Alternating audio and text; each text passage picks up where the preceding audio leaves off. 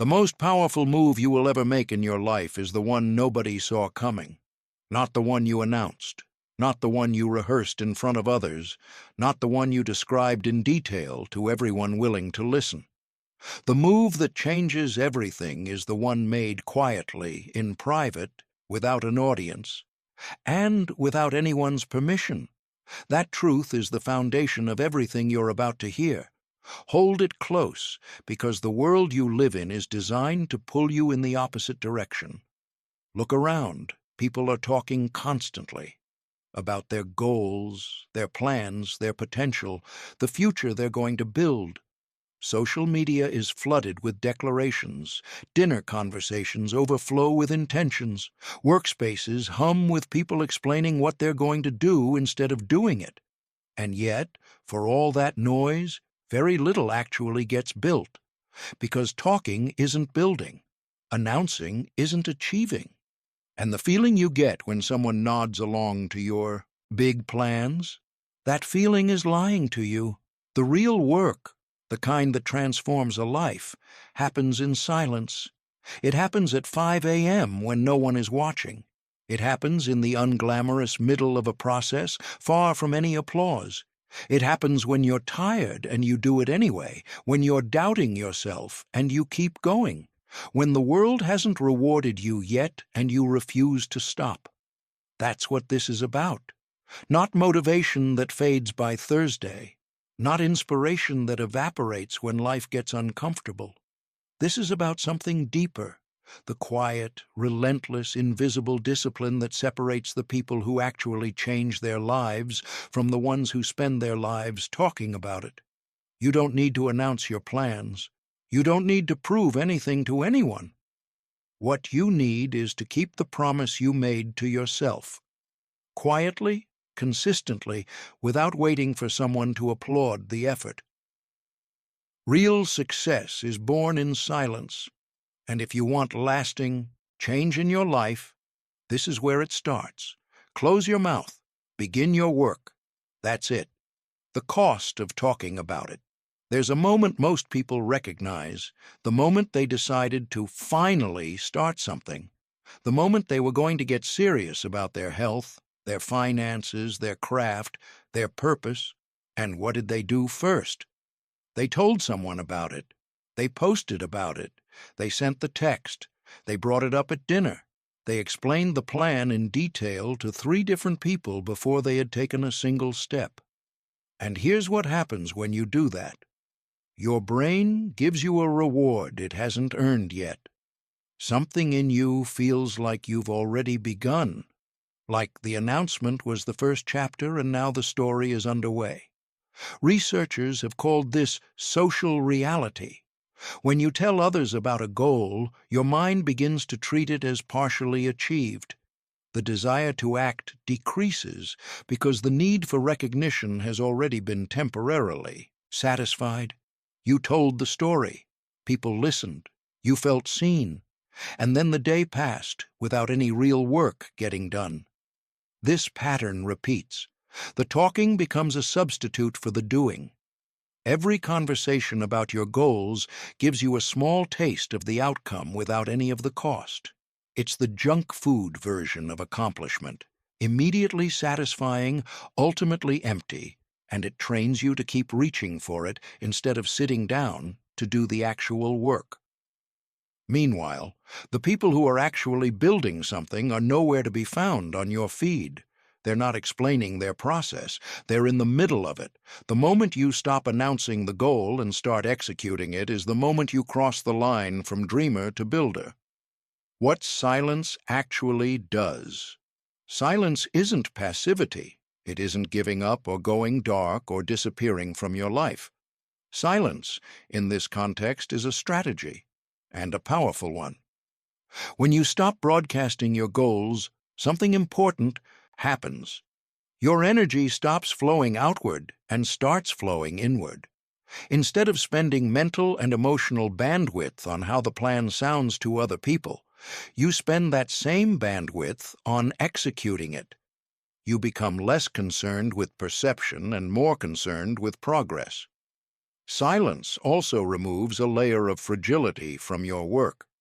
When you've told everyone about a goal and then don't follow through, you carry the weight of public failure. You have to manage how others see you in addition to managing your own disappointment. That weight is real, and it makes starting over harder than it needs to be. But when you've kept the goal private, if you stumble, you stand back up on your own terms. No audience, no narrative to manage. Just you and the work again.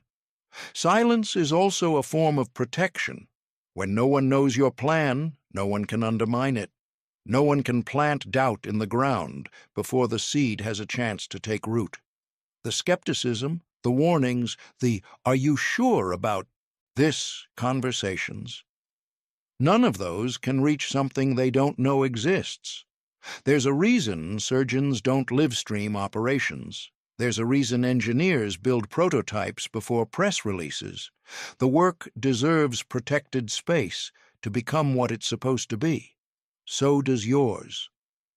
When you protect your goals with silence, you protect something else too, your internal motivation, the satisfaction of following through on a private commitment, of knowing what you did without needing anyone else to confirm it, builds a kind of confidence that applause never could. It's quieter, but it goes deeper. The questions you need to answer. Before this becomes theory, let's make it concrete. Ask yourself honestly, right now, are you using your time deliberately? When you sit down to do the real thing, the work that actually moves the needle, how long does it take before you pick up your phone, check a notification, drift into something easier? Are your mornings working? For you? That first hour of the day is enormously powerful. What are you building in it? Or are you handing it to someone else's content, someone else's agenda, someone else's noise? Are you getting stronger, physically, mentally? Are you building real skills, or cycling through the surface of many things without going deep into any of them? Are you moving toward something, or are you just staying busy enough to feel like you are? These aren't comfortable questions. They're not supposed to be, because the gap between who you are right now and who you could become lies inside the honest answers to exactly these questions. The gap exists not because you're incapable. It exists because noise has been winning the competition for your attention. Every meaningless conversation, every scroll, every explanation of a plan that never became action, every hour spent performing productivity instead of practicing it. The antidote is not motivation. Motivation is weather. It changes and you can't control it. The antidote is structure, silence, execution, showing up whether you feel like it or not and doing the thing you said you would do. What you're actually building. Here's something the loudest voices in the room rarely talk about. Discipline isn't just about results, it's about identity. Every time you do the thing you said you would do, especially when no one is watching, especially when you don't feel like it, you are casting a vote for the kind of person you are becoming. This is not metaphor. This is how character works. You are not born with discipline. You build it, one decision at a time, in the quiet hours that no one sees. Build your morning routine. Build your consistency. Build your capacity to tolerate discomfort without quitting. Build the ability to be bored by the work and do it anyway. Because here's what happens on the other side of all that silent, unglamorous effort. One day, someone looks at your life and asks how you did it, and your answer is going to be simple, disarmingly simple. I stopped talking about it. I got to work. I didn't stop. That's it. No secret formula, no lucky break they missed, no exceptional talent they weren't given. Just the accumulated weight of choices made in private, over time, without an audience. When you stop needing others to validate your effort, when you release the need for the perfect moment, when you stop explaining each step, That's when real progress starts. You learn to love the silence. You accept being misunderstood. And inside that silence, you build a success that speaks without saying a word. The ones who work without an audience. There are people you know, or will know, who walk into a room and change the atmosphere without saying anything extraordinary. Their presence carries weight. Something in how they hold themselves communicates that they are exactly who they are, without apology and without effort. You can become one of those people, not by performing it, by building it, but it requires a decision to stop being impressed by your own explanations, a decision to become genuinely tired of the gap between what you say and what you do, a decision to take your time, your goals, your future seriously, not because someone gave you permission to, but because you finally decided they deserved it. The world doesn't need to hear your intentions. It needs to see your results, and results only come from one place: the quiet, consistent, unglamorous work that happens when no one is paying attention. Most people want the outcome. They don't want the invisible hours that produce it. They want to appear disciplined more than they want to be disciplined. They want the story of the journey more than they want to take the journey. Don't be that person. Make a different choice. The harder choice, the less photogenic choice. The choice to build something real in the space where no one can see it yet. Take your goals seriously. Take your time seriously. Take your future seriously, because if you don't, no one else will. You want respect? Build something worth respecting. You want to be taken seriously? Take yourself seriously first, and then let the silence do the rest. A note before we go further.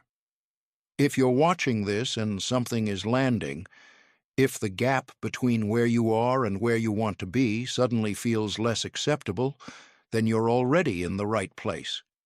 This channel, Awakening Library, exists for people who are done waiting, done over-explaining, done being the smartest voice in a room that never actually moves. If that's you, subscribe, leave a comment, let the algorithm know this kind of content is worth spreading, because the world doesn't need more noise, it needs more builders, more quiet warriors, more people who understand that the plan gets hidden and the victory gets shown, not the other way around. Maybe today no one notices you. Maybe the effort goes unrecognized for months. But one day, and that day is coming, people will look at what you've built and ask how you did it. Your answer will be simple. I closed my mouth, I took it seriously, I started, and there will be nothing left to explain. The illusion of progress. There is a feeling that comes when you explain your goals to someone who listens carefully, nods at the right moments, and responds with genuine enthusiasm. It feels like momentum. It feels like you're moving. You're not moving, you're performing movement.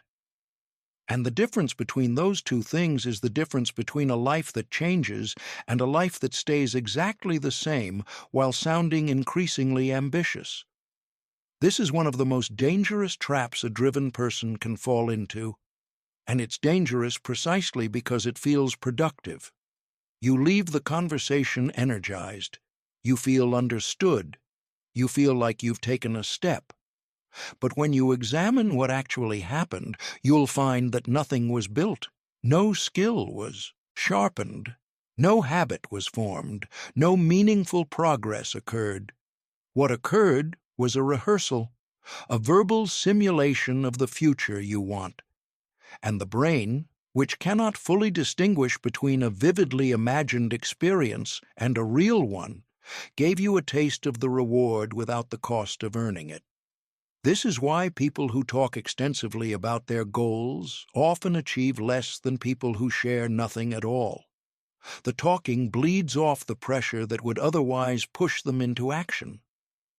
The drive to achieve is partly fueled by incompleteness, by the gap between where you are and where you want to be. The moment you start narrating that gap to others, you begin to close it emotionally without closing it practically. The need feels partially met, the urgency drops, and the work gets delayed for another day. This isn't a character flaw, it's a neurological pattern, but knowing it exists is what gives you the power to override it. Stop describing the destination, start walking toward it. Why discipline outlasts motivation every time. Here is something no one wants to hear on a day when they're feeling inspired. Motivation is not reliable enough to build a life on. Motivation is a feeling. Like all feelings, it arrives without warning and leaves the same way. Some mornings it's there, vivid and electric, and you feel capable of anything.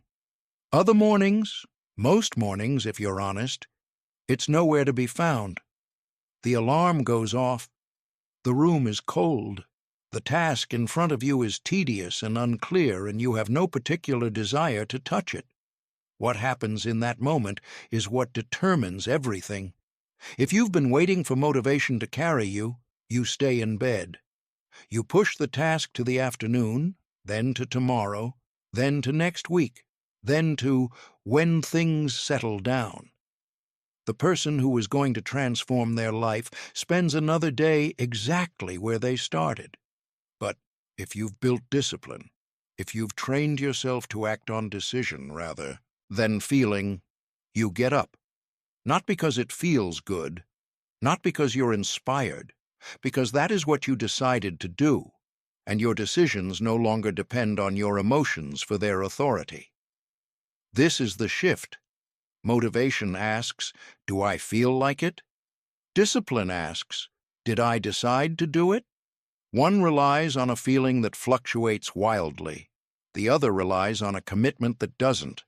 And the deeper truth, the one that takes most people years to fully understand, is that discipline doesn't require you to feel good about the work. It only requires you to do it. The feeling often follows the action, not the other way around.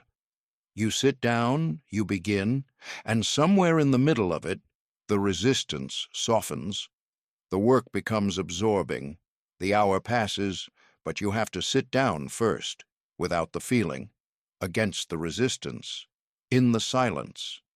This is what separates the ones who actually build something from the ones who plan to indefinitely, 1 hour every day, without announcement. Consider a simple calculation.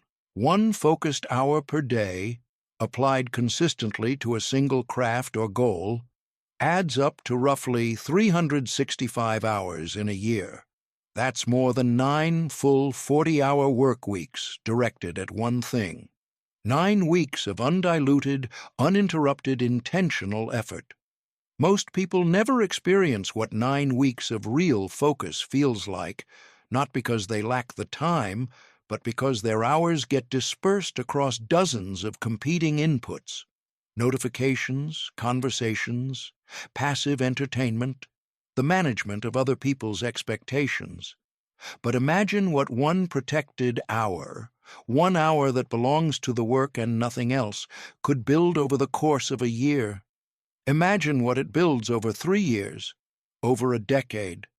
The compounding here is not financial, it's developmental.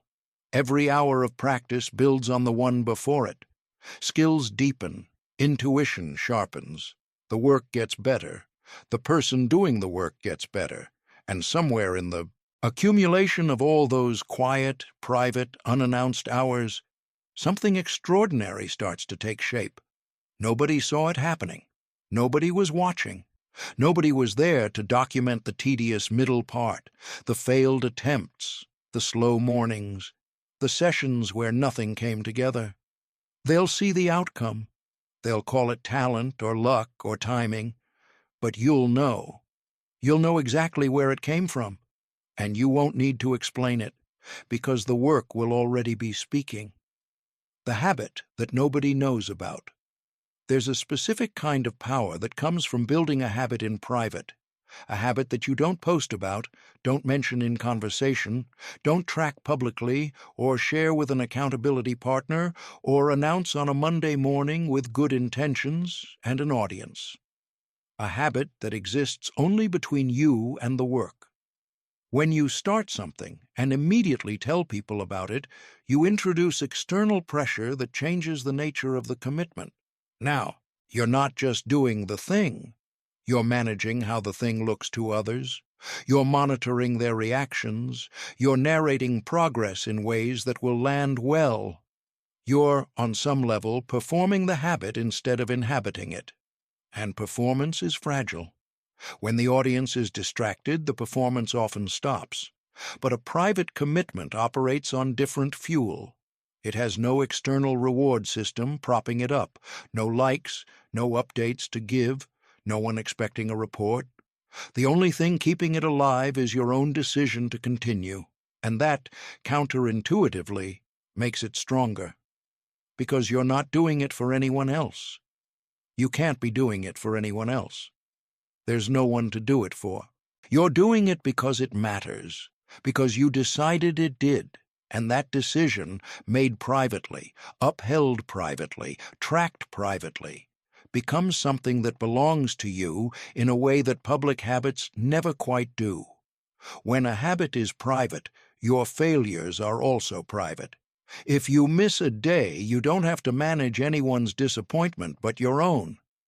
That sounds like less accountability, but in practice it's often more, because you're accountable to yourself, which is ultimately the only accountability that produces lasting change. You don't need to tell anyone you're waking up earlier. Just wake up earlier. You don't need to announce the books you're reading. Just read them. You don't need to post about the runs, the sessions, the practice, the study. Just do those things. Let them accumulate. Let them build something that cannot be manufactured by announcement. Real change, happening at the level of who you are, not just how you appear. The enemy inside the process. Every meaningful goal has a middle, and the middle is where most people quit. The beginning has energy behind it, the excitement of the new, the clarity of intention, the momentum of deciding. The end has its own pull, the reward, the recognition, the arrival. But the middle has neither of those things. The middle is long and slow and repetitive and often invisible. Nothing dramatic is happening. The progress, if it's there at all, is too subtle to celebrate. This is the valley every serious person learns to cross. Not with inspiration. You can't schedule inspiration into the middle. You cross it with habit, with the decision to show up today the same way you showed up yesterday, regardless of how either of those days felt. The people who make it through the middle are not the ones who felt motivated the whole time. They're the ones who built systems robust enough to carry them through the periods when they didn't. They removed the decision of whether to show up.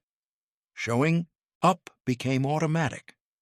A behavior so embedded in the daily structure that skipping it would feel more disruptive than doing it. That's the goal, not to stay motivated, to make the behavior so ordinary, so private, so structurally embedded in your day that motivation becomes irrelevant. And when you reach that point, when the discipline has become something you no longer have to fight for, you'll notice something unexpected. You stop talking about it. Not as a strategy, but because there's nothing left to say. The work is already happening. It doesn't need a press release. Silence as a competitive advantage. The world is very loud right now. Everyone is broadcasting. Everyone is explaining. Everyone is positioning. And in that environment, silence is not a disadvantage. It's a strategic edge. When you keep your plans private, you avoid the distortion that comes from external input. You don't spend energy defending your direction to people who don't understand it. You don't adjust your approach based on the reactions of people who haven't thought as deeply about the problem as you have. You don't slow down to explain yourself to an audience that didn't ask to be part of the process. You just build. And because you're not managing perception, every ounce of your attention goes into the work itself. This compounds. The person splitting focus between doing the thing and broadcasting the thing produces less and learns less than the person doing the thing entirely. Quality goes up when the performance pressure goes down. There's also a timing advantage. When you announce too early, you become defined by plans that haven't yet been tested by reality. The plan will change, it always does, and now you have to manage the gap between what you said and what you're actually doing. But when you build quietly, you get to revise and refine without public commentary. You get to learn from failure without it becoming part of your public narrative. You get to emerge with something real instead of something explained. The builder who works in silence arrives at the outcome faster, with less friction, having made smarter adjustments along the way, because no part of the process was distorted by the need to look good while doing it. What your time is actually telling you, you can talk about priorities. You can write them down in a journal, pin them to a wall, recite them to yourself every morning. But the only version of your priorities that matters is the one embedded in your calendar, in where your hours actually go. Your time doesn't lie. It doesn't care about your stated intentions. It reflects your actual choices, your real habits, your genuine commitments. And if you look honestly at where your time has been going, not where you meant for it to go, but where it actually went, you'll see your real priorities clearly. For many people, that view is uncomfortable. Hours given to passive scrolling, hours given to conversations that go nowhere, hours given to worry, to comparison, to replaying old narratives, hours given to the planning of doing instead of the doing itself. And at the end of those hours, the gap between where you are and where you want to be is exactly the same size as it was when the day began, just a day shorter. This is not about guilt. Guilt produces paralysis, not progress. This is about clarity, the clarity that comes from seeing your time honestly and asking, is this what I want my life to be built from? If the answer is no, and for most people reading this it is, then something has to change. Not tomorrow. Not when things slow down. Not when the right moment arrives, which it never quite does. Now. With what you have, where you are, the adjustment doesn't have to be dramatic. Dramatic changes rarely stick. What sticks is the small, unsexy, overlooked shift. 30 minutes redirected, one habit built, one distraction removed. Done consistently, done quietly, done without telling anyone, because you're not building a story. You're building a life. Real winners look different from the inside. You've seen them. People who, when you encounter them a year after knowing them, seem to have become an entirely different person, more capable, more grounded, more certain of themselves. Something in them has settled. What you didn't see was the year in between. You didn't see the 5 a.m. commitments they made and kept without posting about them. You didn't see the thousands of small choices made in private to do the harder thing. You didn't see the nights they chose the work over the comfort, the mornings they showed up without enthusiasm and did the thing anyway, the months when nothing visible was changing, but everything internal was. They weren't building for the audience. That's the thing. They were building for themselves, for the version of themselves they intended to become. And that intention didn't require a witness. When you build for yourself, the progress is real in a way that performance-driven work never is. It lives in your body, in your reflexes, in how you respond to difficulty, in how long you can sustain focus, in how you feel when you're alone with the work. It's not dependent on external validation to remain true.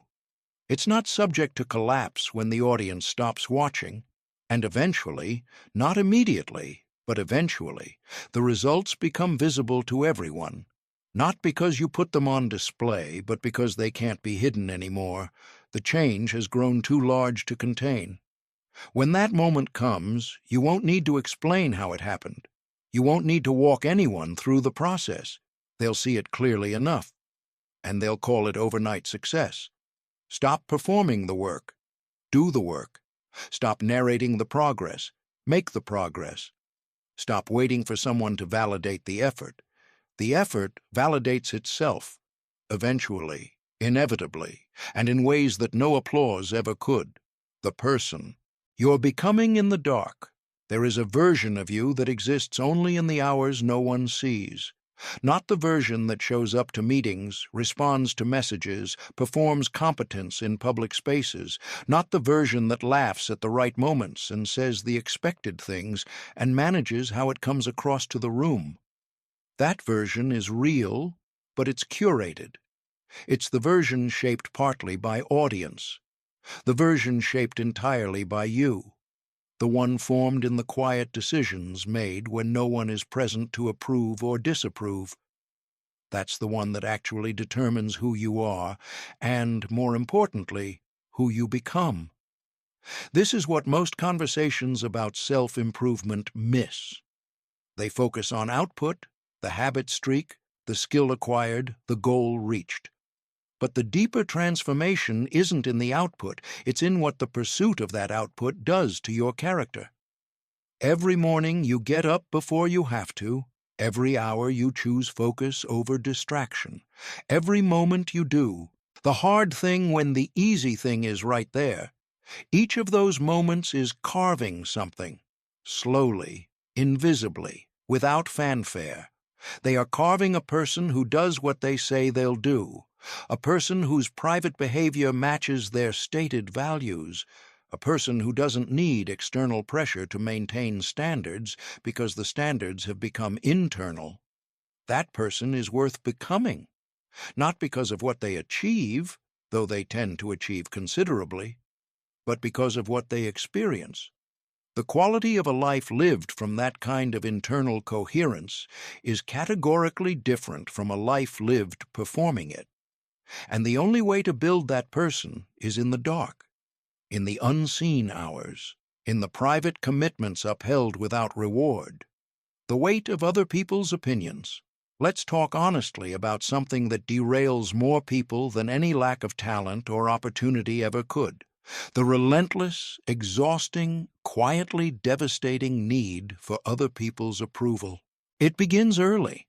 We are social creatures, wired to read the room, to adjust our behavior based on how others respond, to feel pain when we are rejected and relief when we are accepted. This is not weakness. It is human. But in adulthood, when this wiring goes unexamined, it becomes a prison, because it means your choices are being made not by you, but by an invisible committee of observers whose approval you're perpetually trying to earn. You choose the safer path because it's easier to explain. You delay the bold move because you're not sure how it will land. You share the diluted version of your ambition because the full version might make someone uncomfortable. You stay in situations that don't serve you because leaving would require a conversation you don't want to have. And all of this, every compromise, every delay, every performance, costs you something you cannot get back. Time spent becoming someone else's idea of acceptable instead of your own idea of excellent. Here is the release. You do not need their understanding. You do not need their agreement, their endorsement, or their belief in what you're doing. You need your own clarity. You need your own commitment. And you need the discipline to act from that clarity even when no one around you understands why. The moment you stop requiring external validation to move forward, something shifts, not dramatically. It's not a thunderclap of liberation. It's quieter than that. You simply notice one day that you made a decision based entirely on what you believe is right, and you didn't wait to see how anyone else would react before feeling settled in it. That's freedom, not the loud kind, the kind that lasts. Why some people stay exactly where they are. Look carefully at the people in your life who have been talking about the same goals for years. The business they're going to start, the weight they're going to lose, the skill they're going to build, the move they're going to make, the change they keep promising themselves is just around the corner. Years have passed. The goal hasn't. This isn't because they lack intelligence or capacity. In many cases, these are capable, articulate people who can describe exactly what they want and why it matters. The problem isn't the vision. The problem is the gap between the vision and the daily behavior, and the way that gap has been managed through talking about it rather than closing it.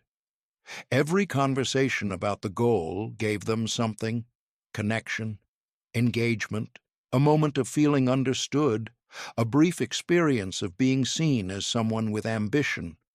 These are real rewards, and the brain learned to collect them efficiently, through talking, rather than through the slower, less immediately satisfying path of actually building. And somewhere in that pattern, the real goal got replaced by a shadow version of it, the performance of someone who has a goal. The performance is comfortable. It has an audience.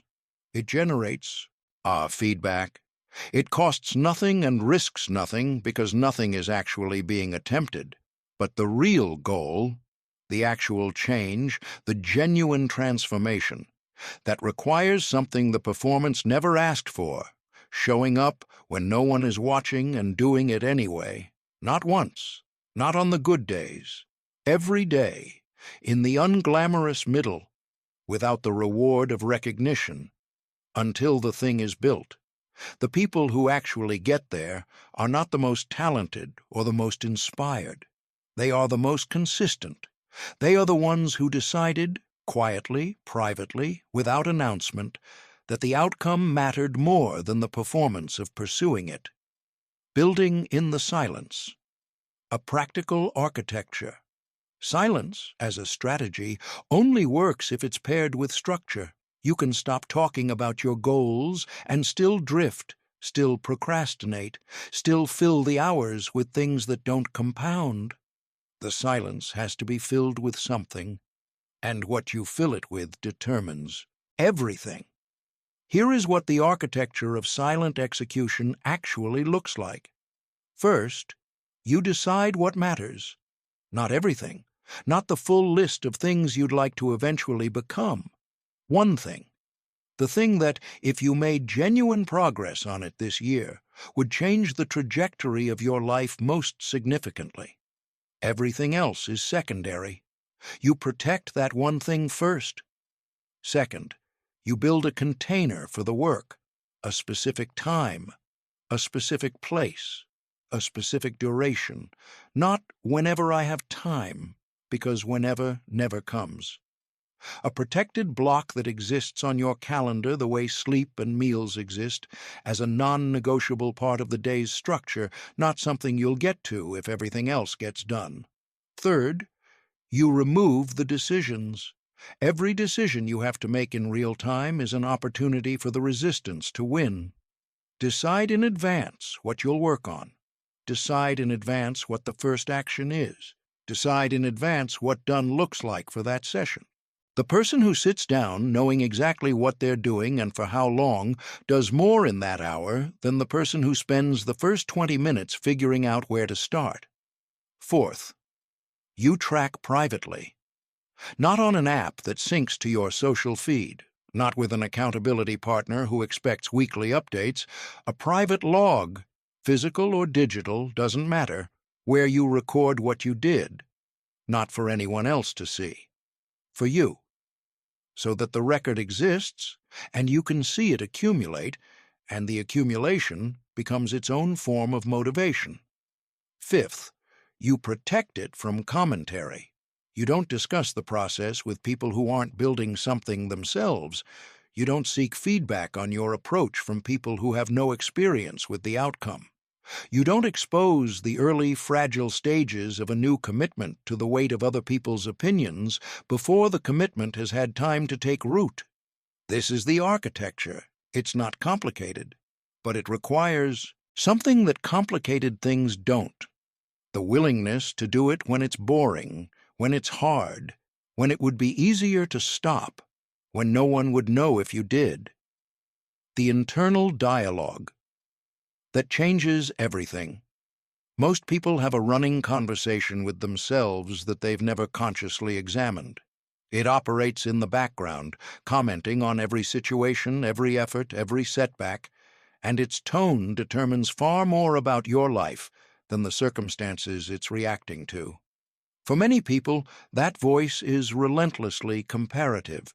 It measures everything against an imagined standard: what other people have achieved at your age, what you thought you'd have by now, what someone else accomplished in the time you spent getting ready to start.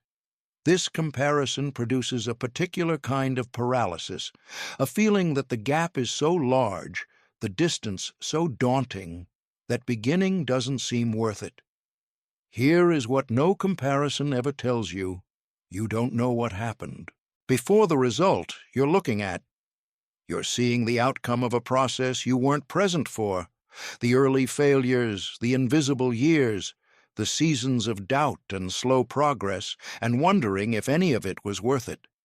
You're comparing your internal experience to someone else's external presentation, and that comparison will never be accurate because it's never complete. The only comparison that produces useful information is the one between who you were yesterday and who you are today. Is the gap between your values and your behavior smaller? Are you a little more consistent, a little more honest with yourself, a little more capable than you were a week ago? That's the only measure that matters. That's the only race worth running. And it's a race you run entirely inside the silence of your own life, against no one but the previous version of yourself. When the people around you don't understand, there will be people who know you, people who care about you, who will not understand what you're doing. Not at first, maybe not for a long time. They'll notice you've become less available, less interested in conversations that used to hold your attention, less willing to participate in patterns that once felt normal. They'll sense the change before they can name it, and the sensing will make them uncomfortable in ways they may not be equipped to process. Some of them will push back. They'll frame it as concern. You've changed. You're not yourself. You're taking this too seriously. And underneath that concern, if you look carefully, you'll often find something simpler. Your growth is making their stagnation visible. They can feel the distance between where you are going and where they have chosen to stay, and that distance is not comfortable. This is not a reason to slow down. It is not a signal that you've made a wrong turn. It is one of the clearest signs that something real is happening. Growth is disruptive by nature. It disrupts the comfortable agreements you've had with people, the unspoken contracts that said, "We are the same, we move at the same pace, we want the same things." When you begin to move differently, those contracts require renegotiation. Some people will renegotiate, others will simply withdraw, and you'll have to let them. The relationships that survive your growth are the ones built on something deeper than shared stagnation. They are the ones capable of expanding to hold the new version of you. These relationships are worth protecting, the ones that only worked when you weren't growing. Those were never quite what they appeared to be. You are not responsible for other people's comfort with your evolution. You are responsible for the evolution itself. The discipline of mental energy. Your attention is the most valuable resource you have. Not your time, your attention, because two people can have the same 24 hours and produce radically different results based on where their attention went during those hours. Every argument you engage in unnecessarily costs you attention. Every explanation you offer to someone who didn't ask and won't benefit costs you attention. Every conversation about what you're going to do instead of a conversation that advances the doing, all of it costs attention that could have been building something. Disciplined people are not just disciplined in their habits, they are disciplined in where they direct their mental energy. They choose carefully which battles are worth entering, which conversations deserve their full presence, which criticisms merit a response, and which ones are just noise passing through. They've learned, usually through the experience of wasting enormous amounts of energy on the wrong things, that the finite resource of focused attention is too valuable to scatter. Every response to a provocation that didn't need one, every attempt to convince someone unconvincible, every hour spent in the orbit of people who drain more than they contribute, all of it came at a cost that showed up elsewhere, in the quality of the work, in the depth of the focus, in the progress that didn't happen because the energy was elsewhere. Guard your attention like the finite, irreplaceable resource it is. Not because you're above other people, not because their concerns don't matter, but because you have a specific thing to build, and building it well requires sustained, focused, protected mental energy that cannot be replenished by the validation you'd get from winning an argument. Let some things go uncommented on. Let some opinions exist without your correction. Let some misunderstandings stand. Your silence in those moments is not weakness. It is the decision to spend your energy where it compounds. When progress feels invisible, there will be stretches, sometimes long ones, where nothing seems to be changing. You're doing the work. You're showing up. You're keeping the commitment.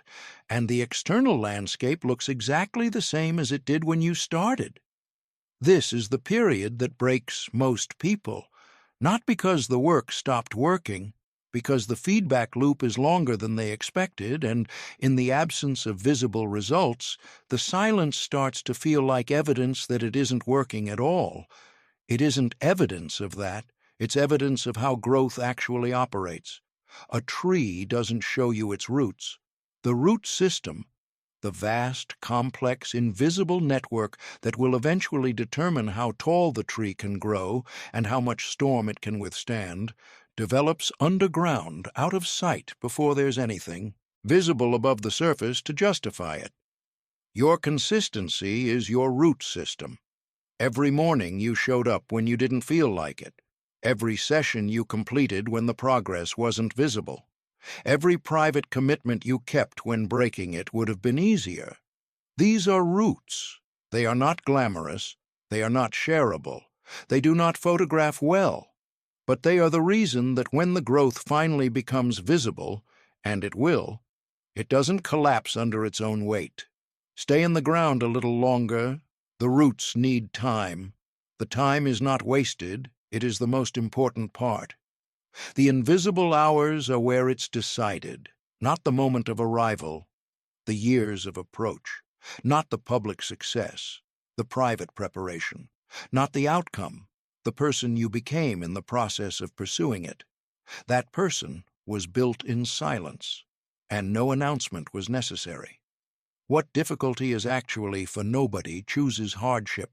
Nobody wakes up hoping that today will be the day everything falls apart, that the plan they carefully constructed will be dismantled by circumstances outside their control, that they'll be forced to confront something in themselves they'd been successfully avoiding for years. But hardship comes anyway. It always does.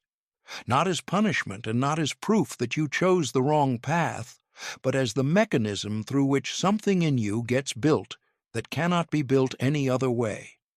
Comfort produces competence.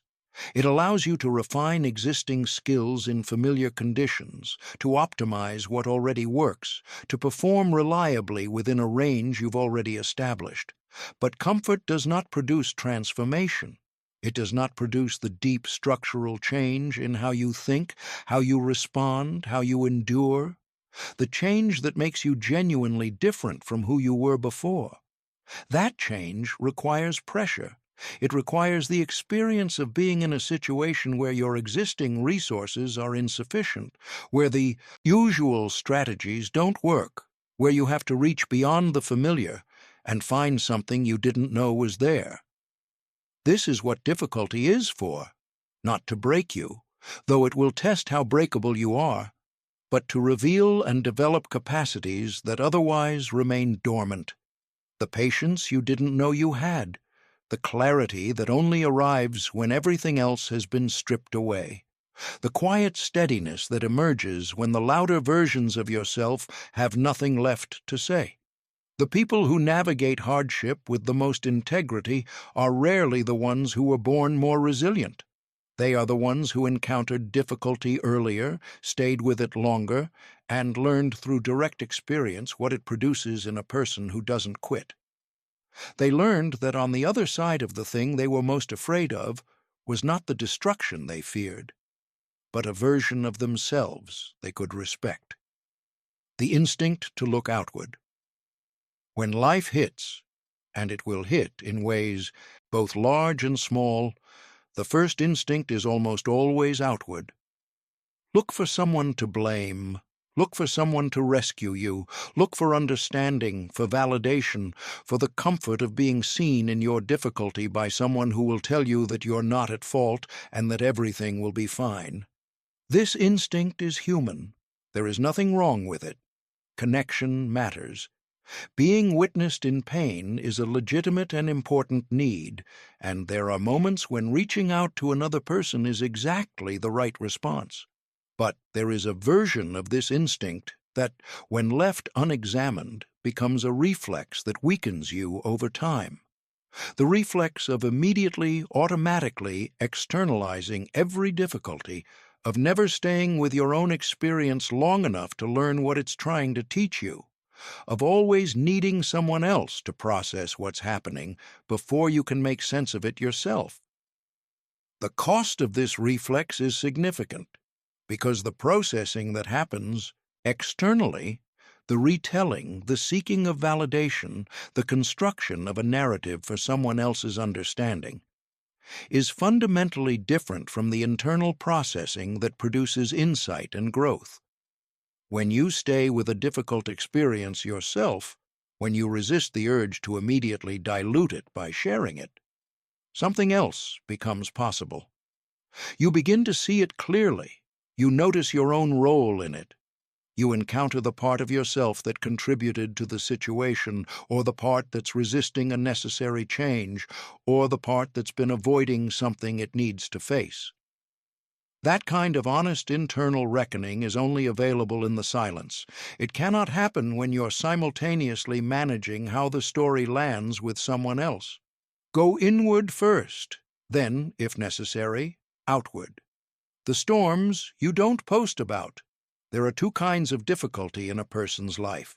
The kind that becomes a story, that gets shaped into a narrative of triumph over adversity, shared and reflected upon and eventually integrated into how you present yourself to the world. And the kind that stays private, the kind that you carry alone, work through alone, and emerge from alone, with no audience and no acknowledgement. The second kind is more powerful, not because suffering in silence is inherently noble. It isn't, and there is a version of this that slides into harmful isolation, which is something different from what we're describing here. But because certain kinds of growth only happen in the absence of an audience. When no one is watching, you cannot perform your difficulty. You cannot frame it in the most favorable light. You cannot unconsciously edit the parts that implicate you or make you look less capable than you want to appear. You are left with the raw, unmediated experience of whatever is happening, and you have to deal with that reality directly, without the buffer of someone else's understanding softening it. This directness is uncomfortable, but it is also where the most honest reckonings occur, where you finally admit to yourself what you've been avoiding, where you stop arguing with reality long enough to learn from it, where the pattern you've been repeating becomes visible because there's no one else in the room to attribute it to. The storms you survive privately, the ones no one knows about, the ones you carried and worked through and emerged from without anyone else being aware of the full weight of them, those are the ones that leave the deepest marks. Not wounds, though sometimes they begin as wounds. Marks of capacity, evidence of your own endurance, a private knowledge of what you are capable of surviving that belongs entirely to you and cannot be taken away. Learning to stand without the support. Let's be direct about something that sounds harsher than it's meant to be. Most of the support you're waiting for is not coming. Not in the form you're hoping for. Not at the moment you need it. Not from the people you've imagined it arriving from. This is not a cynical statement. It's a clarifying one. The people in your life, even the ones who love you genuinely and mean well, are occupied with their own internal worlds, their own challenges, their own attempts to navigate a life that is asking more of them than they expected. They are not withholding support maliciously. They are simply not as available, as perceptive, or as capable of giving what you need as you sometimes need them to be. And if your forward motion is dependent on receiving the right support at the right moment from the right person, then your forward motion is not actually under your control. It belongs to the availability and capacity of others, which means it is fragile. The person who learns to stand without the support, not because they don't value connection, but because they no longer require it to function, has access to a kind of momentum that conditional people never experience. They move when the conditions aren't right.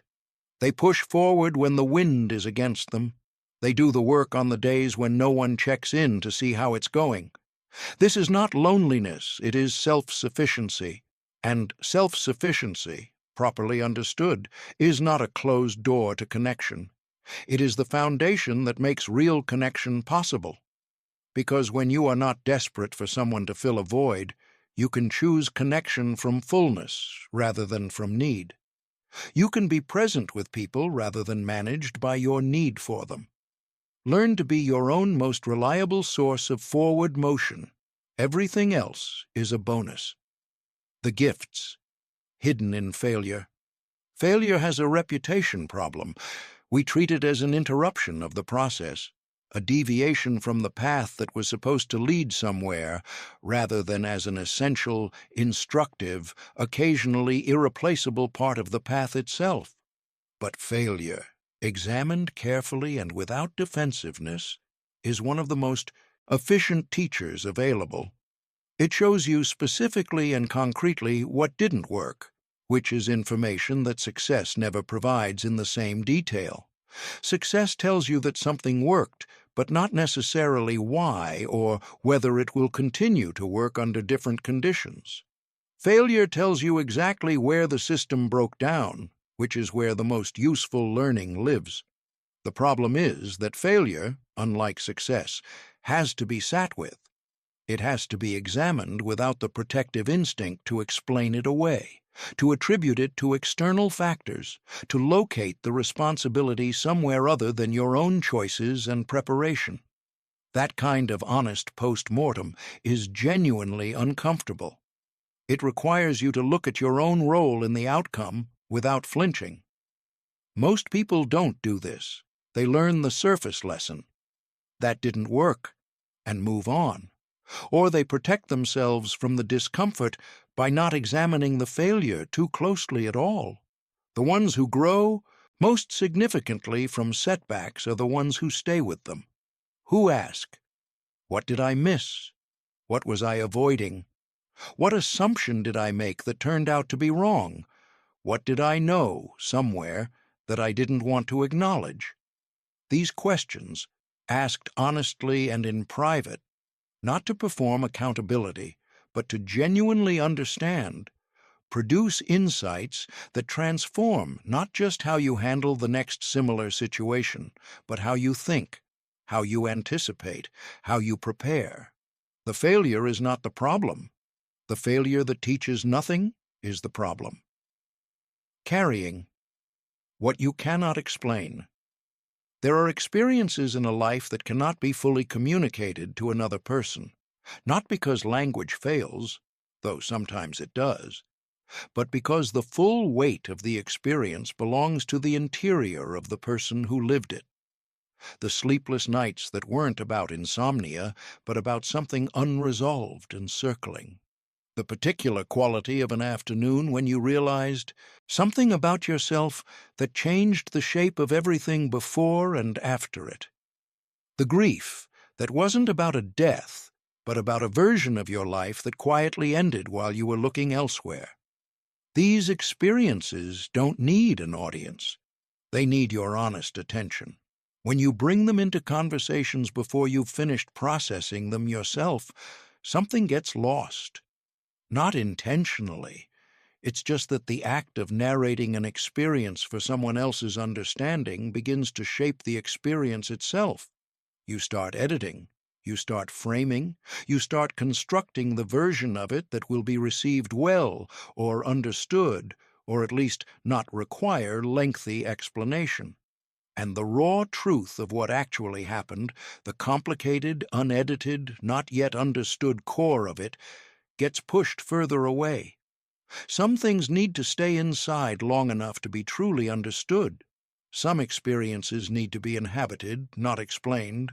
Some transformations need to happen in the space between you and the experience without a third party in the room.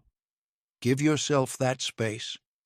Not always, not as a rule, but when you feel the pull to immediately externalize, to dilute the experience by sharing it before you've finished learning from it, consider staying with it a little longer. What is it actually telling you? What do you know about this that you haven't admitted yet? What is asking to change? These questions don't have easy answers, but in the silence, in the private space of honest self-examination, answers begin to form, and these answers belong to you in a way that answers arrived at through conversation never quite do, the quiet accumulation of resilience. Here is something that takes most people years to understand. Resilience is not a trait you have or don't have. It is a capacity that gets built, incrementally, through repeated exposure to difficulty followed by the experience of enduring it. Every time you face something hard and get through it, especially when you do so without dissolving, without requiring rescue, without abandoning the work, you add a layer. Not a dramatic layer, a quiet one, a small increase in your confidence that you can handle what comes next because you handled what came before. This accumulation is invisible from the outside. It doesn't announce itself. It doesn't appear on a resume or show up clearly in how you carry yourself on an ordinary day, but it is present, and it is consequential, and it changes everything about how you encounter the next difficult thing. The person who has built genuine resilience through repeated private endurance does not panic when circumstances turn difficult. They've been here before, not in the exact situation, perhaps, but in the territory of uncertainty, of insufficient information, of having to move forward without guarantees. They know what that territory feels like. They know they can navigate it. This knowledge, quiet, internal, earned rather than declared, is among the most valuable things a person can possess. It cannot be borrowed. It cannot be given. It can only be built in the private space of your own experience through the patient accumulation of hard things survived, and the silence you've kept while building it.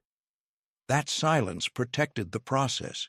It kept the development of your resilience personal, yours entirely, without the distortion of performance or the dilution of external narrative. You survived things nobody knows about. That survival made you something. Honor it by continuing. When the darkness has a purpose.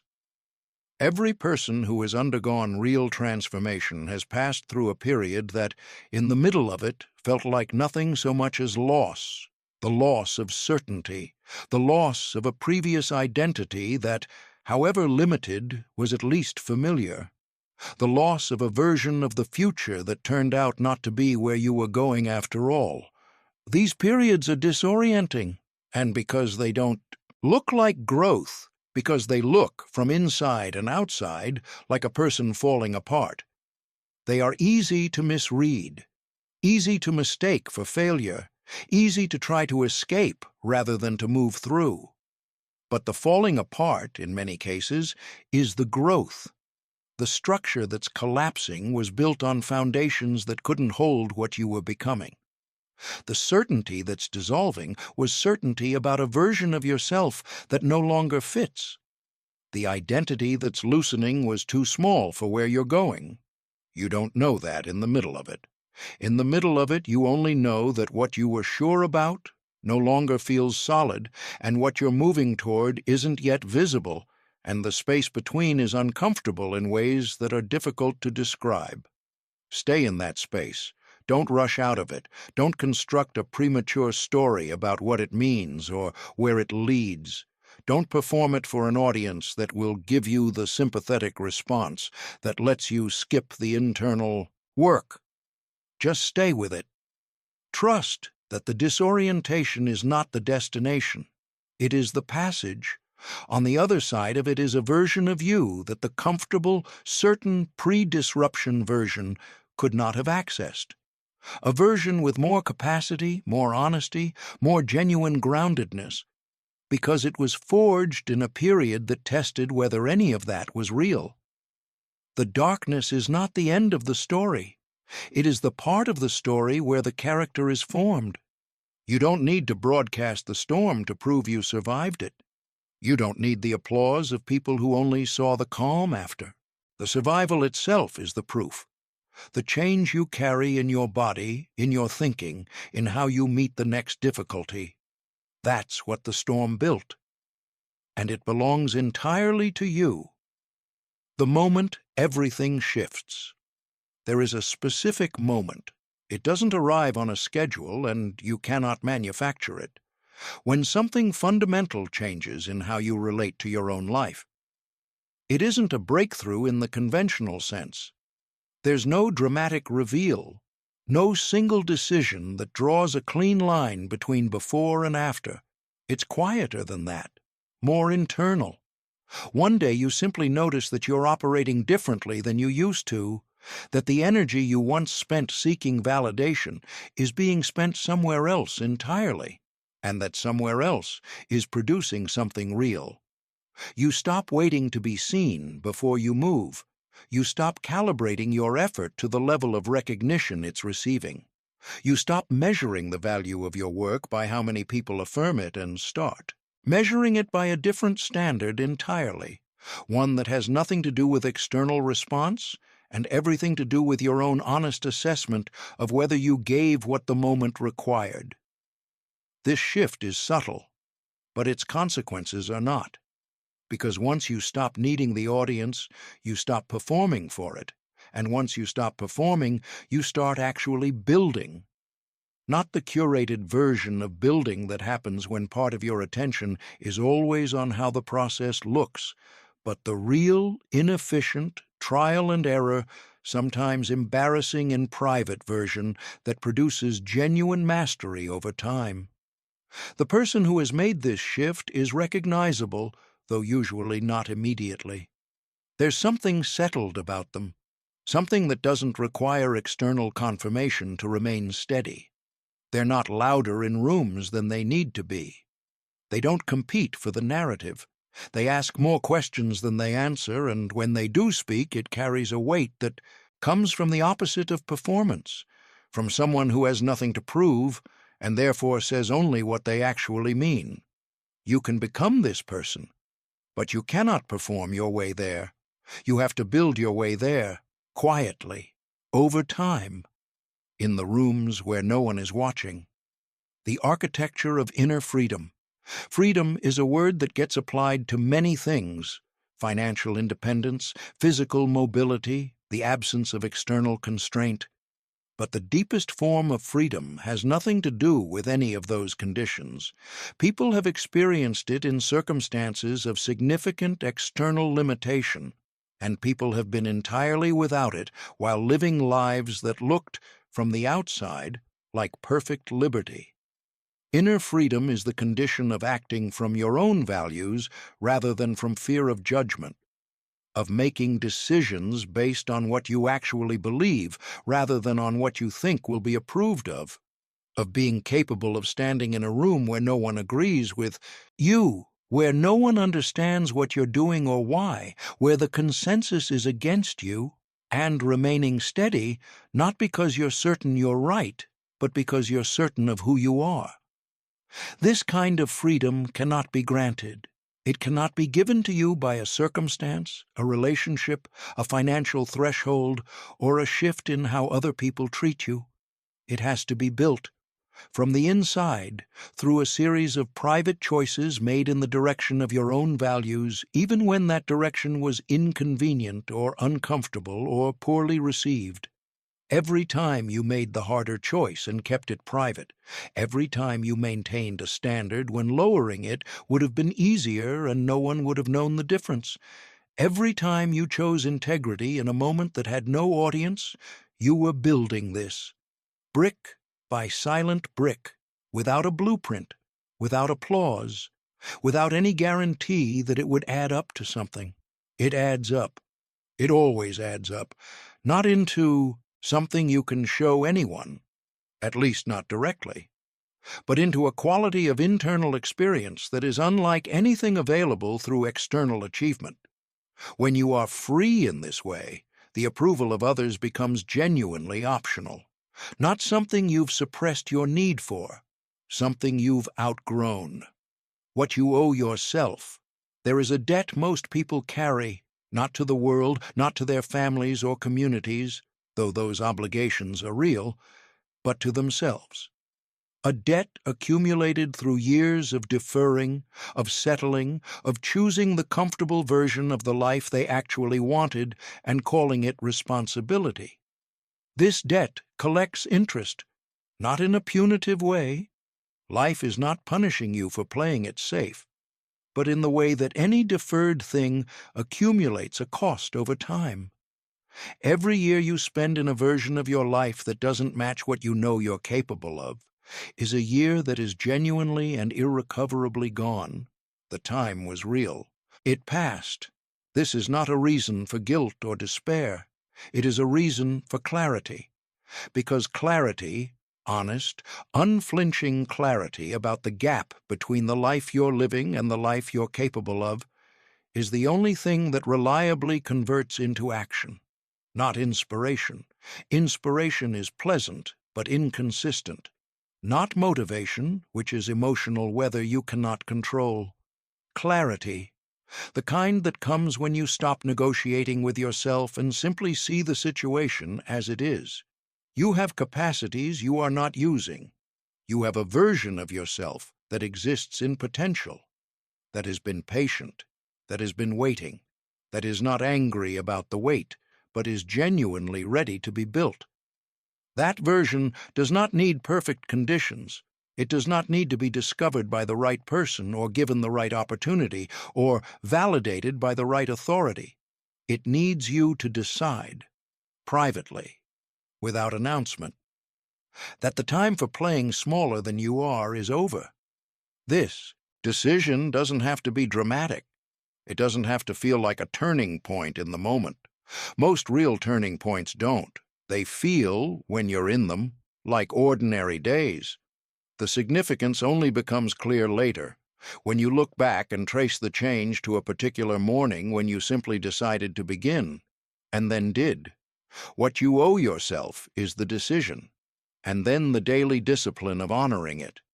The identity you've been avoiding somewhere inside every person who is reading this is a version of themselves they've been circling for years, not quite inhabiting, not quite leaving behind, circling, visiting it in moments of clarity and retreating from it when the demands of that version became too real. That version is more disciplined than you currently are, more honest, more willing to do the uncomfortable thing, to have the difficult conversation with yourself, to face the habit or pattern or belief that's been quietly limiting you. It asks more of you than the version you've been living, and that asking has felt, at various points, like too much. But here's what you know. Underneath the resistance, that version of you is not asking for more than you have. It's asking for more than you've been willing to give. Those are different things. The capacity is there. The willingness is what's been in question. And willingness, unlike talent, unlike circumstance, unlike the particular hand you were dealt, is something you can choose right now, in this moment. Without anyone's permission and without any external condition needing to change first, the identity you've been avoiding doesn't require a new environment, a new relationship, a new city, a new set of circumstances. It requires a new consistency, a new daily practice of choosing the harder option, a new relationship with discomfort, not as a signal to stop, but as a signal that you're in exactly the territory where growth happens. This is not a comfortable thing to accept, because it removes all the external factors that have been quietly functioning as excuses. If the only thing standing between you and the version of yourself you're capable of is your own willingness, then there's nothing left to wait for. The moment is now. The conditions are sufficient. The question is only whether you're willing. Building the system that carries you. Willingness is the beginning. It is not enough on its own. The person who relies on willingness alone, on showing up when they feel like it, working when the motivation is high, maintaining discipline during the good weeks, will eventually encounter a stretch of days when none of those conditions are present. The willingness is nowhere. The motivation is absent. The discipline feels like it has to be rebuilt from scratch every morning. And without a system, it does. A system is different from willingness. A system is the structure you build in advance, when you're clear and energized and operating from your best thinking, so that the structure can carry you during the periods when you're none of those things. It's the alarm that goes off at the same time every morning, regardless of how you feel about it. It's the workspace set up the night before, so there's no friction between waking up and beginning. It's the schedule that treats the important work as a non-negotiable appointment, not a flexible aspiration. Systems work because they reduce the number of decisions you have to make in real time. Decisions are expensive. Every decision you make draws from a finite pool of cognitive resources, and the decisions you make early in the day cost less than the ones you make at the end, which is why the most successful people in almost every field front-load their most important work rather than saving it for whenever everything else is done. When the system is in place, when the structure has been built and the daily mechanics are established, you stop fighting the question of whether to show up. The question is already answered. The system answers it. You just follow it. This is the boring part. This is the part that nobody talks about because it doesn't make for inspiring content. Setting up a system isn't dramatic. Maintaining one is actively tedious. But the results it produces are not tedious at all. A year lived inside a functional system, one that protects the important work, structures the day around the actual priorities, removes the decisions that drain energy and produce nothing, looks, from the outside, like a person with extraordinary discipline and focus. What it looks like from the inside is someone who made a series of unremarkable structural decisions several months ago and has been following them since. Build the system, then follow the system, then let the system build you. The practice of starting again. You will break the streak. You will miss the day. You will have the week where everything falls apart, where the system you built gets disrupted by circumstances or by your own choices or by the simple unpredictability of a life being lived, and you will find yourself at some point staring at the gap between who you intended to be and who you've been lately. This moment is not the crisis. The moment after this moment is the crisis, because what you do when you've fallen short determines far more about your long-term trajectory than whether you fell short in the first place. Most people, when they break a commitment to themselves, don't simply miss a day and continue. They enter a negotiation. They tell themselves a story about what the break means, that they don't have what it takes, that it was naive to try, that this proves they're not the kind of person who can sustain this kind of discipline. And from inside that story, starting again feels not like a simple return to the path, but like a referendum on their entire identity. This story is not true, but it is persuasive, and many people believe it long enough to let a single missed day become a missed week become a missed month, a missed month become the thing they used to do. The person who builds genuine resilience into their practice develops a different relationship with interruption.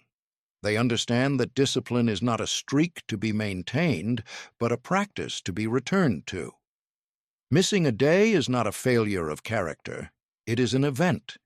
And the appropriate response to an event is to note it, learn from it if there's something to learn, and begin again, without drama, without extended self-recrimination, without the need to explain or apologize to anyone.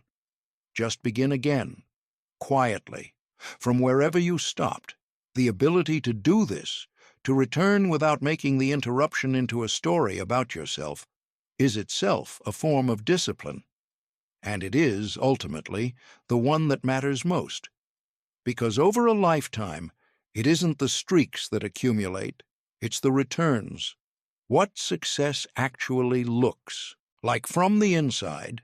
The external markers of success are familiar: achievement, recognition, financial security, the respect of peers, the sense that the work you've done matters and is valued. These things are real, and they are worth pursuing. But they are not what success feels like from the inside. And confusing the external markers with the internal experience is one of the most reliable paths to arriving somewhere you worked very hard to reach and discovering, with genuine surprise, that it doesn't feel the way you expected. Success from the inside, real success, the kind that doesn't evaporate when the recognition stops or the circumstances shift, feels like coherence. Like the person you present to the world and the person you are in private are the same person. Like the values you say you hold and the choices you make every day are in actual alignment.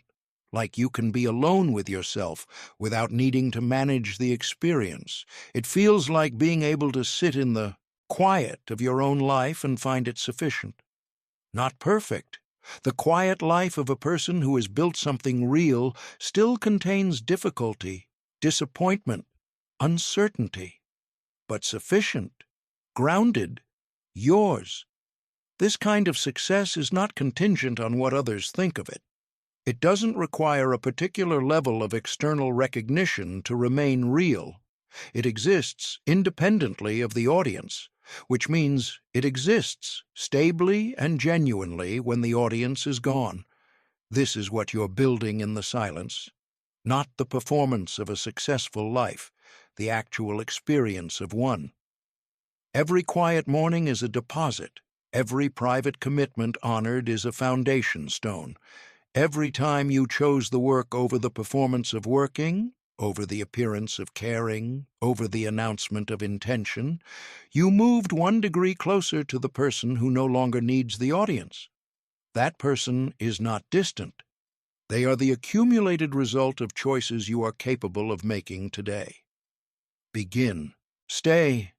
Return when you drift. Build what only silence can build. The life that builds itself in the dark. There is a particular kind of life, not loud, not decorated with constant visible achievement, not recognizable from the outside as anything especially remarkable, that is quietly, steadily, irreversibly becoming something extraordinary. You won't see it happening in real time. Neither will anyone else. The person living it doesn't post updates about the process. They don't seek feedback on whether they're doing it right. They don't pause the building to explain the blueprint to observers who didn't ask to be part of the project. They simply keep going, day after day, in the same direction, with the same quiet intention, undistracted by the noise of a world that rewards performance over substance and announcement over execution. This life is being built right now by people you will not hear about until the building is done. They are in their early mornings and their late evenings, in the unglamorous middle of processes that haven't yet produced visible results, in the rooms where no one is watching and the work still gets done. They are not waiting for the right moment. They are not waiting for the right conditions, the right encouragement, the right alignment of circumstances that will finally make the commitment feel safe enough to honor. They are working now, with what they have, from where they are, toward something they can see clearly enough to move toward, even when no one else can see it yet. This is not a personality type. It is not a gift. It is a choice, made daily, quietly, without ceremony, to take your own life seriously enough to build it with the same care you would bring to anything that genuinely mattered to you. And this choice is available to you right now, not after the situation improves, not when the motivation arrives, not when someone finally recognizes what you're capable of and gives you the encouragement you've been waiting for. Now, today, in the exact circumstances you're in. The question is not whether you're capable. You are. The question is whether you're willing to stop waiting for proof of that capability and simply begin demonstrating it, quietly, consistently, without requiring an audience to make the effort feel worthwhile, letting go of the need to be understood. One of the quietest forms of suffering a person can experience is the persistent feeling of being fundamentally misunderstood, of moving through the world with an internal experience that the people around them cannot quite access, and feeling the weight of that gap as a kind of loneliness that has nothing to do with being alone.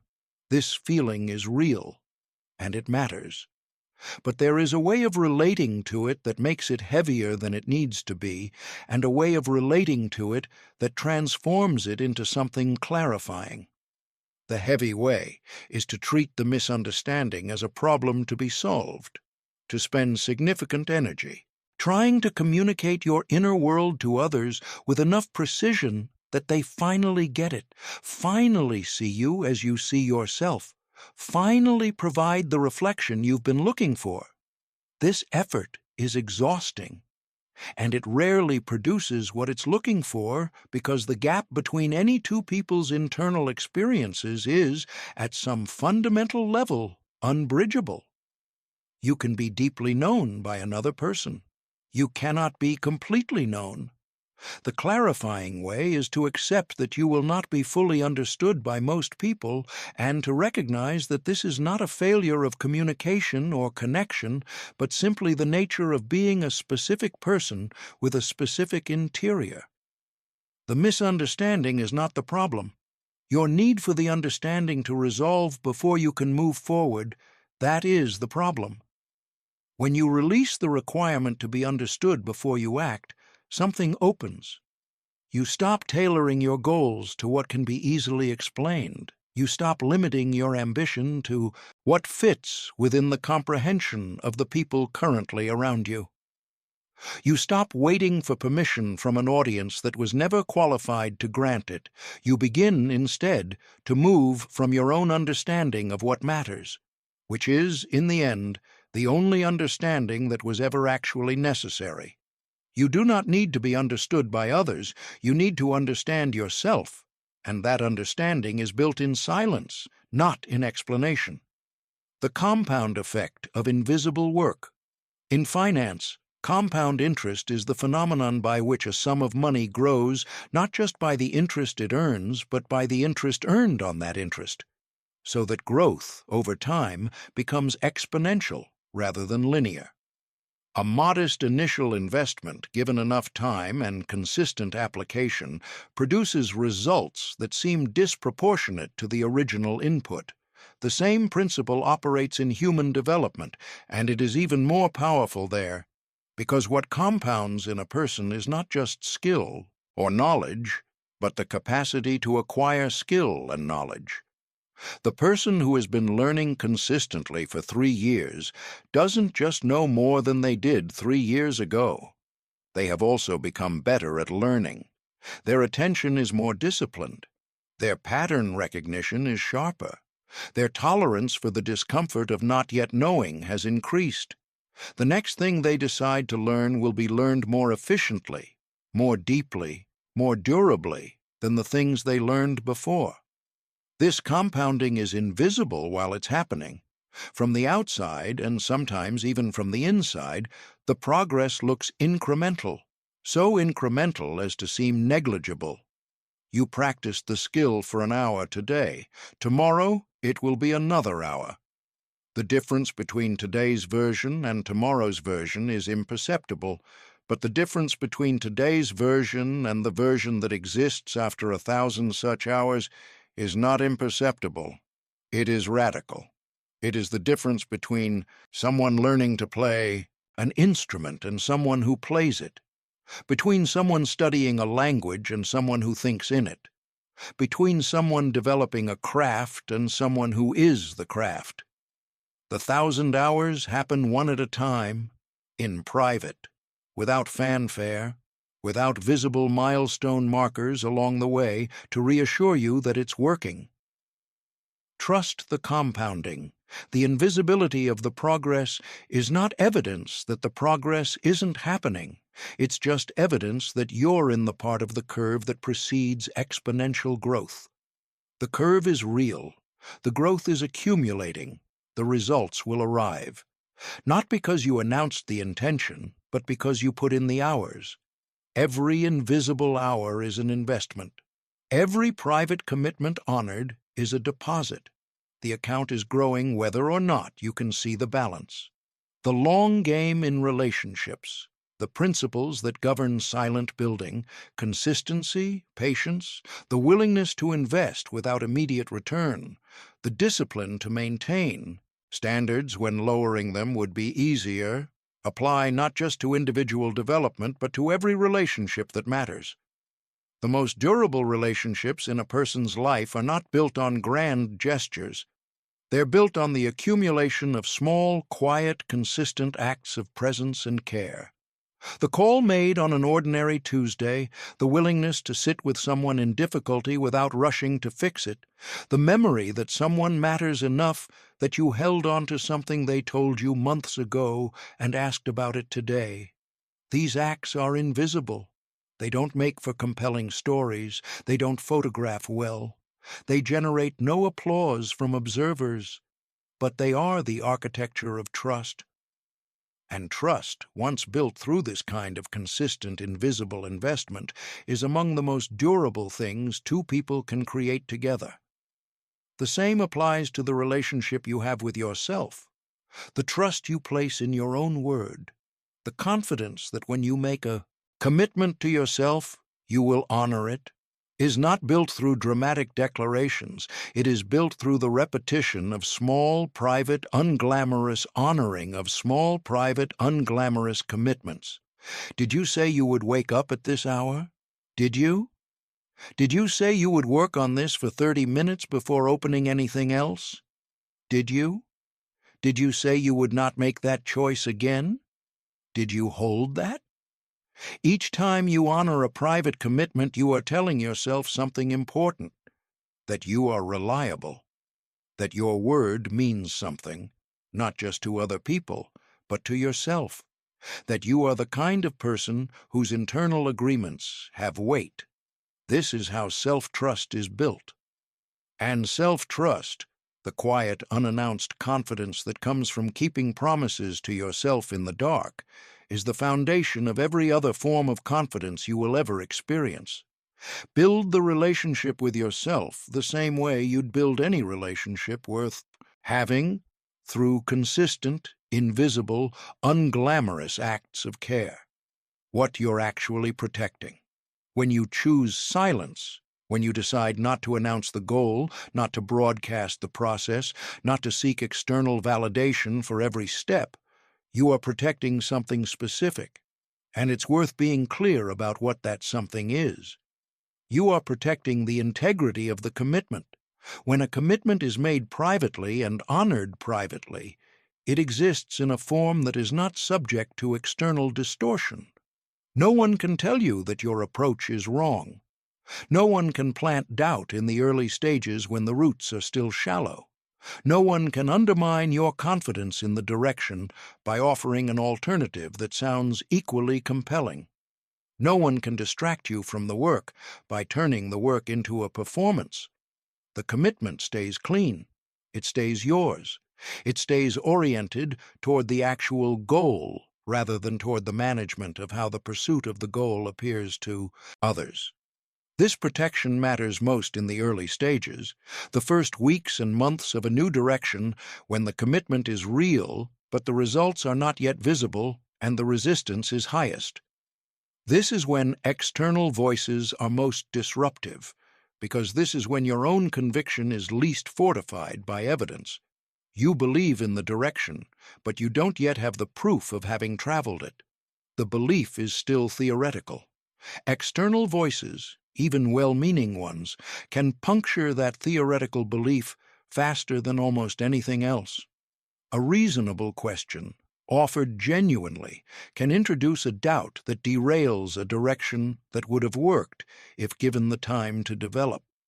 A skeptical reaction, even from someone who cares about you, can make you second-guess a path that was right but hadn't yet produced the evidence that would make it legible to someone looking from outside. Silence protects you from this.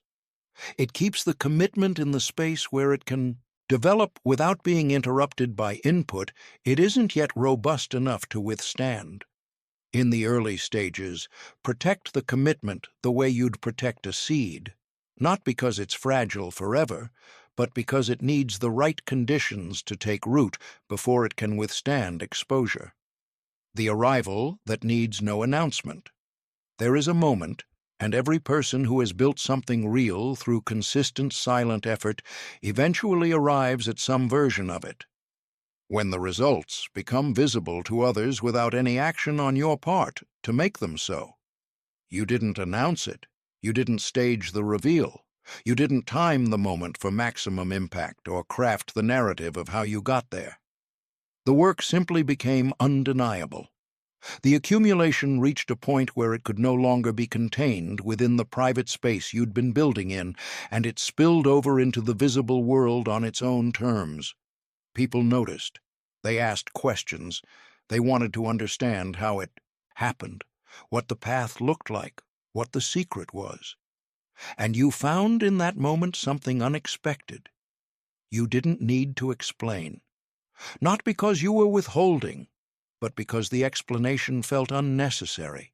The work was there. The results were there.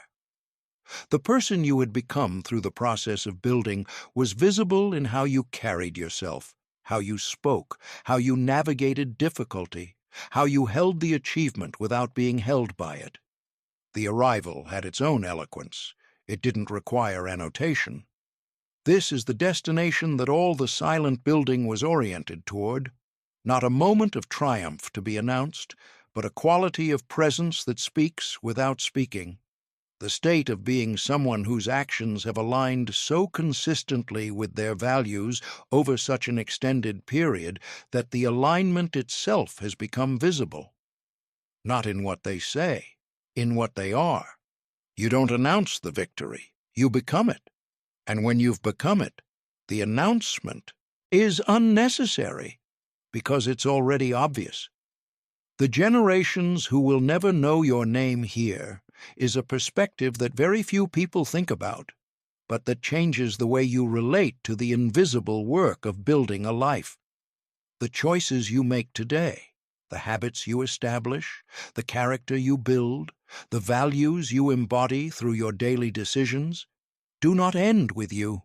They ripple forward through the people you influence, the example you set, the environment you create, the standards you model.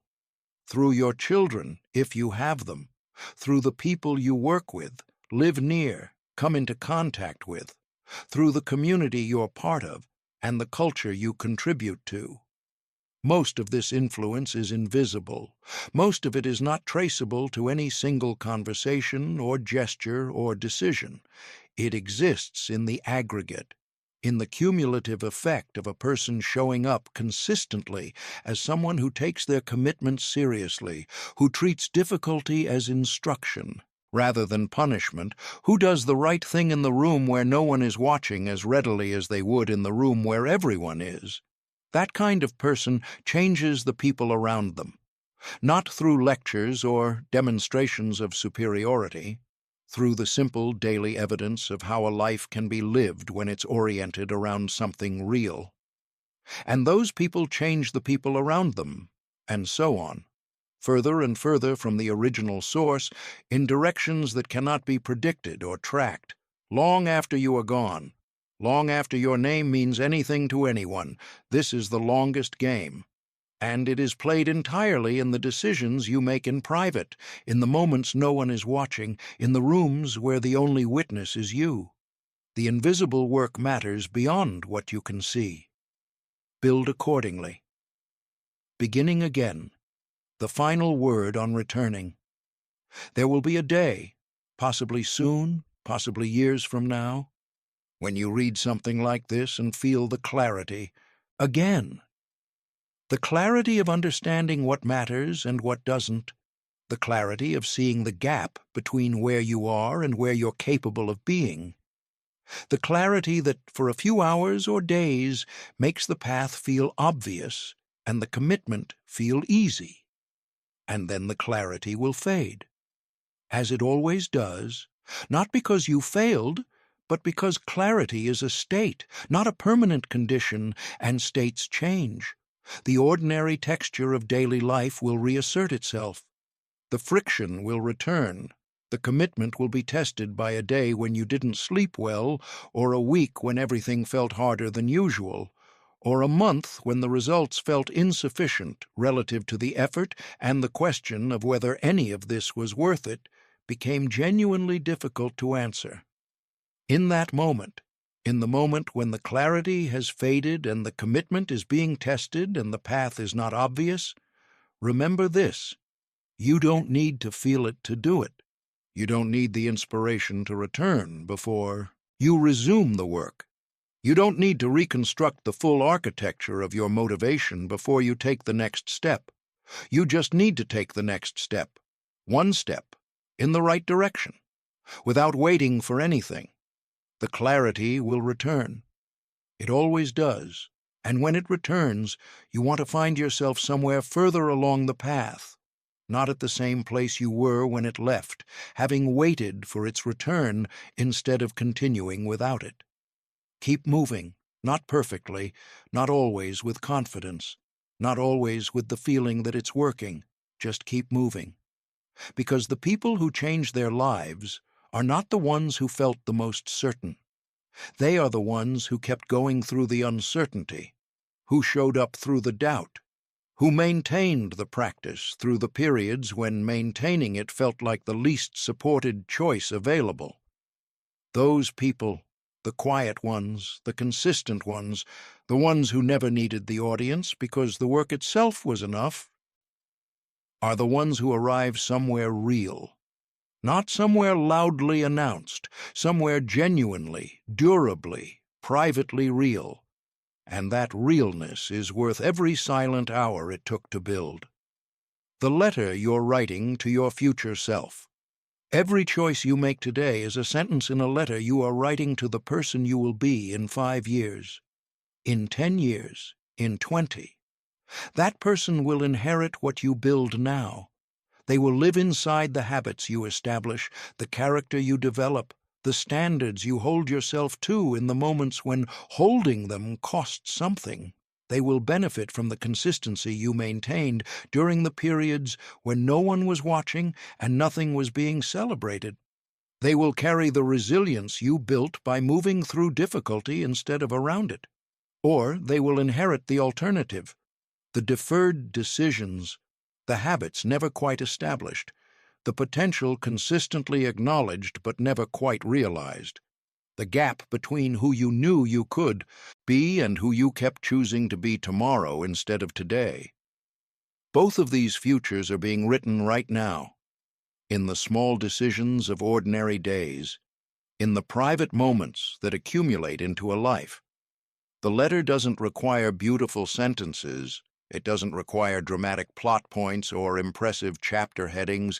It requires only one thing: honesty.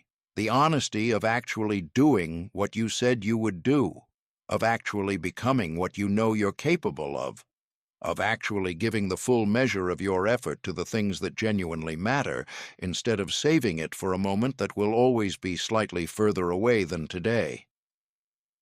Write the letter worth inheriting, not for anyone else to read, for the person you are becoming to live inside, because that person is already real. They are waiting at the end of the choices you make today. On silence as a way of life, there is a way of moving through the world that is not about withdrawal or avoidance or the performance of humility. It is simply the orientation of a person who has understood something important about where their attention is most productively placed. This way of moving is quiet, not passive.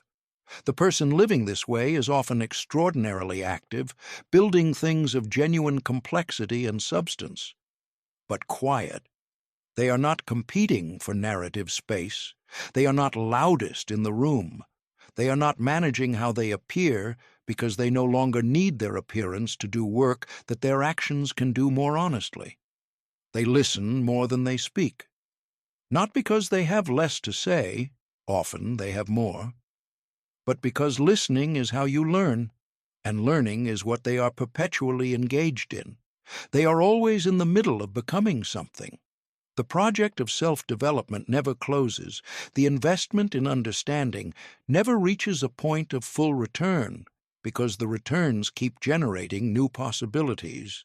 This is what a life looks like when it has been oriented over years around the discipline of silent building. Not a finished product, a living process. Not a destination reached, a way of traveling. The silence is not the absence of sound, it is the presence of focus. The deliberate narrowing of attention to what actually matters, maintained over time, in the face of a world that is constantly offering easier alternatives. This is the choice. Make it. Every day. In the quiet. What you now know. You know that talking about a goal is not the same as pursuing it, and that the feeling of progress you get from explanation is borrowed from a future that hasn't been built yet. You know that motivation is weather, and that discipline is the shelter, the structure you build, so that when the weather turns, you remain capable of the work. You know that resilience is not a character trait assigned at birth, but a capacity developed through the patient accumulation of difficulty survived, and that the most important difficulties are the ones survived privately, without performance, in the rooms where no one is present to witness the endurance. You know that the relationship you have with yourself, the trust built through private commitments honored, the confidence earned through darkroom consistency, is the foundation of every other form of strength you will ever experience. You know that the invisible hours are not the cost of the visible results. They are the result. The result is the person you become in those hours. Everything else, the external recognition, the measurable achievement, the life that others can see, is the overflow of that becoming. You know that silence is not the absence of ambition. It is the most ambitious posture available. The posture of someone so committed to actually building something that they cannot afford to spend the energy performing the building for an outside audience. And you know that the arrival, the moment when the work becomes undeniable, when the results speak in the voice of someone who has been working too long and too privately to need to add their own commentary, that arrival is not an event that happens to you. It is something you build one silent day at a time until it becomes the only possible outcome.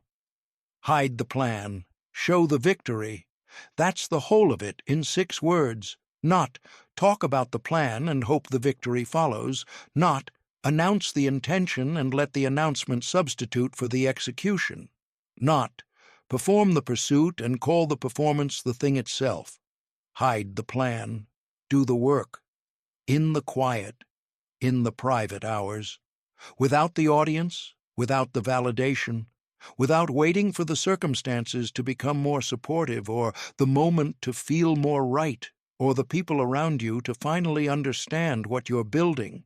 And then, when the building is done, when the work has accumulated into something undeniable, when the person you became in the process has made the result inevitable, show the victory.